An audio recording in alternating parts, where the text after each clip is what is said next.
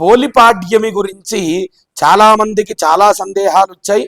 కొన్ని వీడియోల ద్వారా సందేహ నివృత్తి మనం చేయగలిగాం. అయితే మరలా అందరికీ ఒక కొత్త సందేహము వచ్చింది.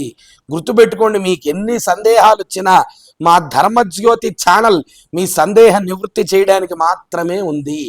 ఏమిటా కొత్త సందేహం అంటే, శుక్రవారం నాడు పోలిపాడ్యమిని జరుపుకోవచ్చా, పోలి దీపాలను వదలవచ్చా శుక్రవారం నాడు అని చాలా మంది అడుగుతున్నారు. నిజానికి పోలిపాడ్యమిని తిథి ఆధారంగా జరుపుకోవాలి, వారంతో సంబంధం లేదు. పోలిపాడ్యమి అన్నారు కానీ పోలి అమావాస్య పోలి విధియ అని అనలేదు. గుర్తుపెట్టుకోండి, మార్గశిర శుద్ధ పాడ్యమి పోలిపాడ్యమి. పోలిపాడ్యమి ఉన్నటువంటి సమయంలో మనం దీపాలు వదలాలి. మనకి శుక్రవారం ఉదయాన్నే ఆ సమయంలో పోలిపాడ్యమి ఉంది కనుక నిరభ్యంతరంగా ఆ యొక్క పోలి దీపాలను వదలవచ్చు.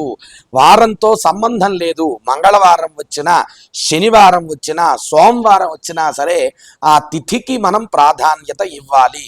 కాదని మరుసటి రోజు శనివారం చేసుకుంటే ఆ రోజు పాడ్యమి తిథి ఉండదు. అందువల్ల పాడ్యమి తిథి వచ్చిన రోజునే పోలిపాడ్యమిని చేసుకోవాలి.